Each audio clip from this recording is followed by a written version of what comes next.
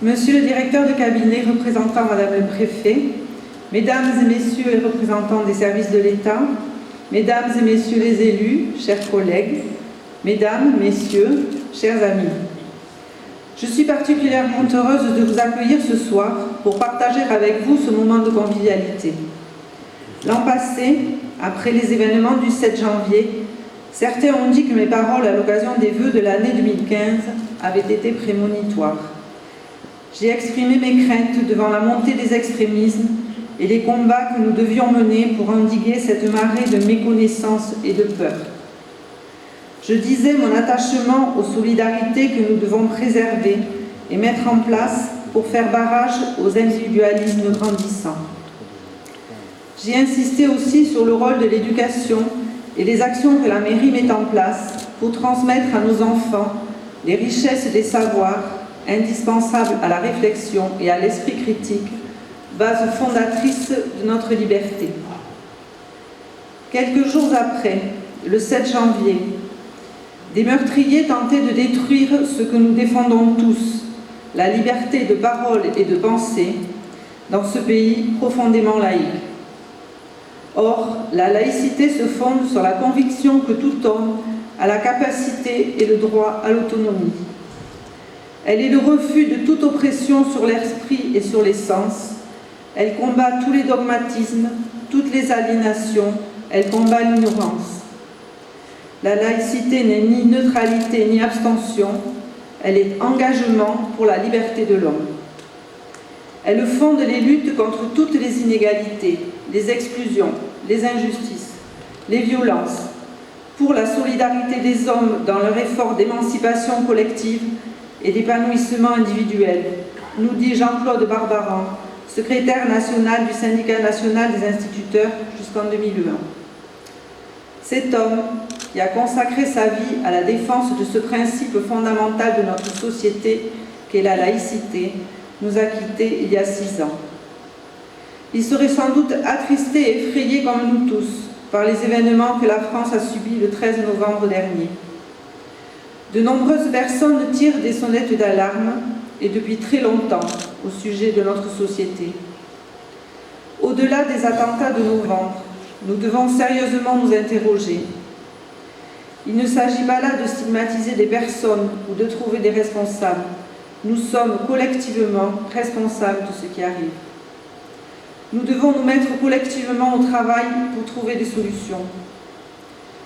Une société juste, l'égalité de tous devant la loi et sans distinction, sont des principes forts de notre démocratie. Où en sont aujourd'hui ces principes? En 1998, le philosophe Régis Debray publiait un texte prophétique dans le journal Le Monde qui était intitulé « Républicains, n'ayez plus peur ». Dans cet article, il appelle à la reconstruction contre vents et marées d'un socle civique élémentaire et fiable. Il en appelle à la loi pour la reconquête républicaine du territoire. Il en appelle à la loi, car elle sert avant tout la démocratie. Il met en évidence dans cet article de presse que les atteintes à la loi, les plus insignifiantes aux plus graves, sont les signes d'une nouvelle philosophie sociale, celle du consommateur au lieu du citoyen, celle de l'assisté au lieu de l'ayant droit, celle de la victime au lieu du militant. C'était il y a plus de 25 ans. Pourtant, nous en sommes là. Nous sommes arrivés à une rupture de confiance des citoyens dans les institutions qui doivent les défendre. Et nous sommes arrivés à ce point où l'ayant droit est stigmatisé, car suspecté de se contenter d'être un assisté. Nous sommes dans le temps où le consommateur a remplacé le citoyen. Et nous contemplons la défaite d'une société qui se devait d'être plus juste, par respect pour les êtres humains les plus fragiles. Et j'insiste sur le respect, car il facilitait la transmission des savoirs par les enseignants et les parents. Il facilitait l'éducation qui permet la connaissance et la tolérance. Ce respect est aussi celui des règles simples de la vie de tous les jours.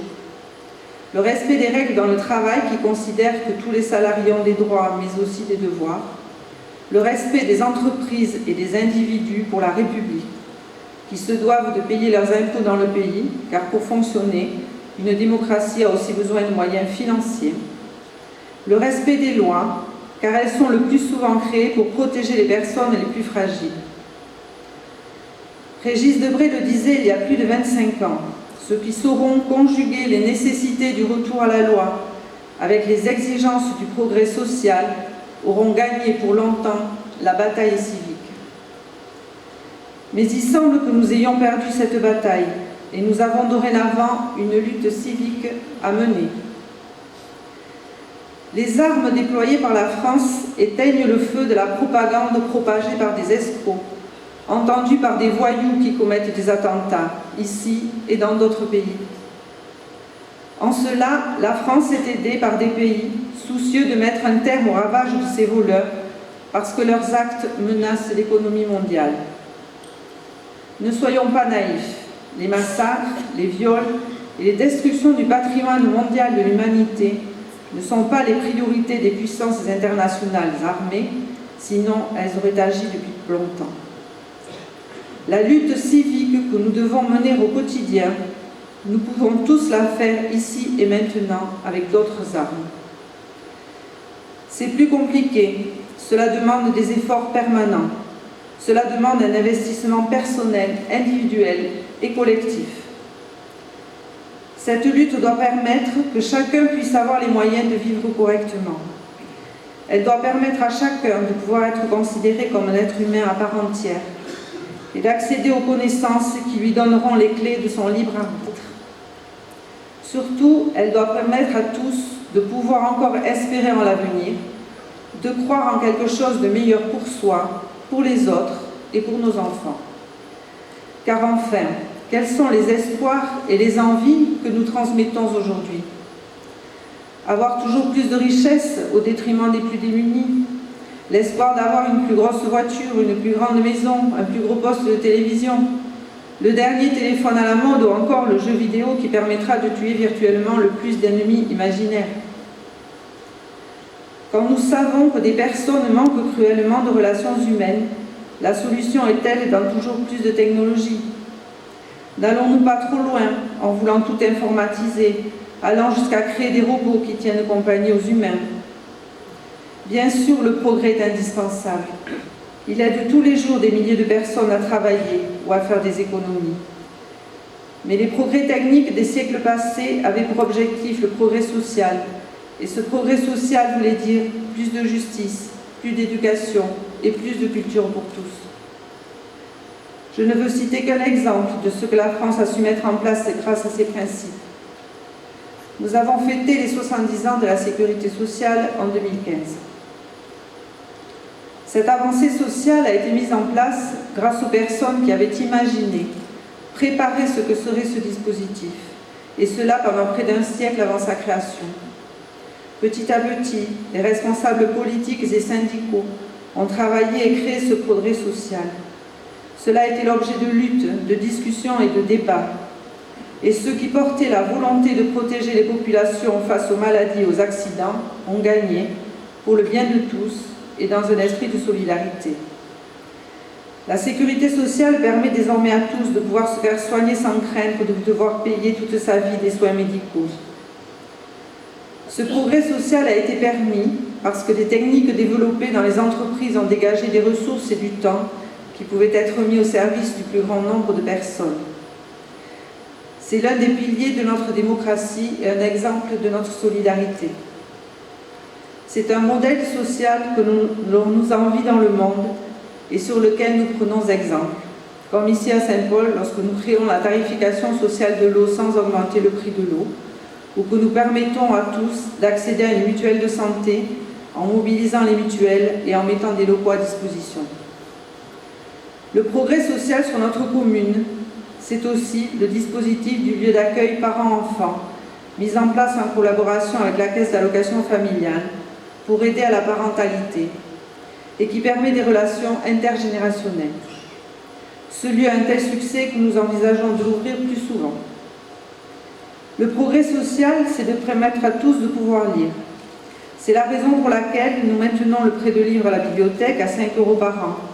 Et nous irons plus loin dans cette voie avec la médiathèque, qui sera un vrai lieu d'échange culturel, particulièrement au service des enfants, parce qu'un enfant qui lit est un adulte qui réfléchit. Le travail que nous faisons avec les enfants après l'école va aussi dans ce sens, car nous souhaitons, avec ces ateliers périscolaires, permettre l'éveil des enfants. Le travail fait par les animateurs et les responsables de la mairie pour ces ateliers est reconnu, puisqu'il est cité en exemple dans le département, et je souhaite féliciter toute l'équipe pédagogique pour ce travail, qui est aussi une volonté politique de la majorité. Et toutes ces actions sont possibles, car nous avons à cœur la solidarité que nous nous devons les uns aux autres. Certains veulent casser cette solidarité au nom de la libre concurrence ou de nationalisme de notre temps. Or, il est de notre devoir de tout faire pour la préserver dans notre pays. Nous ne choisissons pas de naître ici ou ailleurs. Nous avons la chance d'être nés en France. Des continents entiers nous envient notre système social, notre qualité de vie, et souhaitent nous rejoindre. C'est normal, acceptable et nécessaire, car ce sont dans ces échanges de culture, d'habitudes et dans la mixité que nous permettrons à l'humanité de grandir et de vivre en paix dans le respect de tous. Aujourd'hui, les projets techniques vont de plus en plus vite. L'homme a peu de temps pour les appréhender et pour en tirer les ressources nécessaires pour la mise en œuvre du progrès social et humaniste que nous souhaitons. Nous allons vite, parfois sans esprit critique. Nous sommes dans le temps de la rumeur qui fait le tour du monde en un quart de seconde. Nous sommes dans une société où tout est immédiateté. Les verbes vouloir et avoir sont conjugués au présent, sans distinction de nécessité, de plaisir ou d'effort. Freud a écrit en 1929 que la recherche effrénée par les individus dès leur plus jeune âge du plaisir maximal ne peut que déboucher sur un ensauvagement général du vivre ensemble. Ces mots n'étaient-ils pas prophétiques? Ne sommes-nous pas arrivés justement à cet ensauvagement général du vivre ensemble? Voilà les questions que je me pose, sans avoir toutes les réponses, bien sûr. Ce que je sais par contre, et parce que mon expérience me permet de le dire, c'est que nous avons des moyens pour répondre aux dérives de notre société. Nous avons par exemple des associations qui jouent leur rôle de proximité et de convivialité. Ce sont des exemples sur lesquels nous devons travailler et que nous devons soutenir pour que la société puisse apporter des réponses aux personnes qui se sentent seules et laissées pour compte. Ces associations vivent grâce aux bénévoles qui donnent leur temps, leurs idées et leur générosité. Citer les 150 associations de Saint-Paul serait trop fastidieux, mais imaginez le nombre de bénévoles que cela implique, le nombre d'activités que cela engendre, le nombre de personnes qui peuvent ainsi partager un peu de convivialité, d'humanité et de joie. Je tiens ce soir à rendre un hommage tout particulier à l'ensemble des bénévoles de Saint-Paul. Et je souhaite aussi remercier les bénévoles qui, à chaque élection, viennent aider les élus et les services de la mairie pour que les bureaux de vote puissent fonctionner. Sans eux, exercer son droit de vote relèverait du tour de force. J'aimerais que nous puissions convaincre plus de personnes à participer à ces tâches qui relèvent de notre devoir civique. La désespérance, nous le savons, vient très souvent des difficultés économiques. À nous donc de chercher et de trouver des solutions avec les chefs d'entreprise et les jeunes qui ont des idées, car c'est avec eux que nous créerons la société de demain. Nous avons tous ensemble des savoirs à partager et je reste persuadée que l'homme est plus heureux quand il fait travailler sa tête, qu'il partage ses connaissances, que quand il fait travailler sa carte bleue. Nous avons des richesses ici, une qualité de vie que l'on nous jalouse parfois. Il nous reste encore à trouver des développements à ces richesses, à imaginer ce qui permettra à nos jeunes de trouver des emplois. L'agglomération du Grand Dax est là pour aider à trouver des solutions. En charge du développement économique et de l'aménagement des zones d'activité, Elle se verra bientôt en charge du commerce et de la promotion touristique, ce qui permettra, avec le thermalisme, de développer nos atouts. Là aussi, la solidarité devra être mise en œuvre. La réforme territoriale de 2015 a mis en place les nouvelles régions, a défini les nouvelles compétences, mais n'augmentera pas les budgets.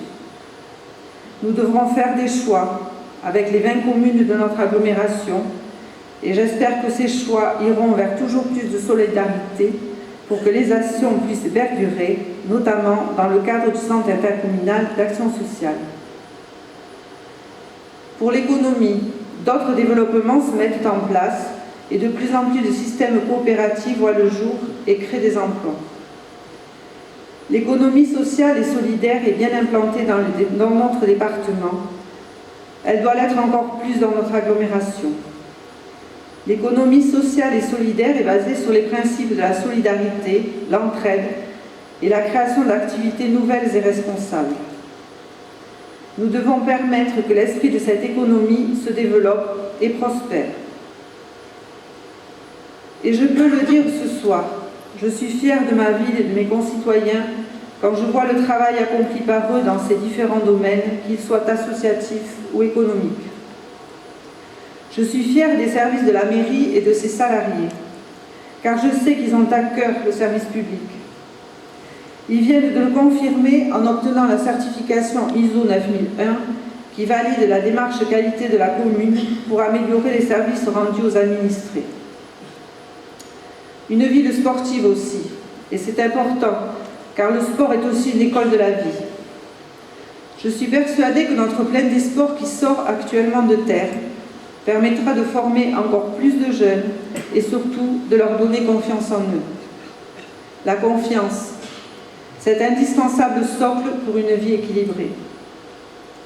La plaine des sports qui sera aussi le lieu d'exercice pour la santé, ouvert à tous, avec un parcours adapté, une piste d'athlétisme pour l'entraînement des adeptes de la course. Et puis, je suis fière des élus qui m'accompagnent dans les services que nous devons à nos concitoyens. Les élus qui sont investis d'une mission, celle d'écouter sans jugement, celle de servir les autres sans ménager son temps. Il faut le courage et la volonté de vouloir changer le monde pour être élu, et une grande part d'espoir aussi. Mais il ne faut jamais croire que tout est acquis au lendemain des élections. Être élu, c'est juste le début d'une aventure humaine extraordinaire et difficile au service des autres. Et nous avons sur Saint-Paul des élus convaincus et dévoués, je les remercie. Laïcité, loi, éducation, respect, solidarité, ce sont nos richesses. Ce sont nos armes pour pouvoir lutter contre les obscurantismes et contre l'ensauvagement du vivre ensemble dont parle Freud. Nous nous devons de les mettre en valeur, de les faire vivre, de les enrichir. Ce sont nos armes pour cette lutte civique que nous devons désormais gagner au nom de la liberté que nous défendons. Le premier des droits de l'homme, c'est la liberté individuelle, nous disait Jean Jaurès. Il me semble que nous devrions revisiter et relire plus souvent les écrits de cet homme politique profondément humaniste qui avait choisi de se battre pour la laïcité, le droit des ouvriers, contre la peine de mort, pour la paix. C'était au début du siècle dernier et cela me semble tellement d'actualité que nous ne pouvons que suivre son exemple et son courage. Je souhaite que cette année se déroule sous le signe d'une vraie solidarité et je vous souhaite à toutes et à tous une très bonne année 2016 que je vous invite à commencer avec ce partage de convivialité indispensable à l'être humain autour d'un verre et de quelques nourritures terrestres. Je vous remercie.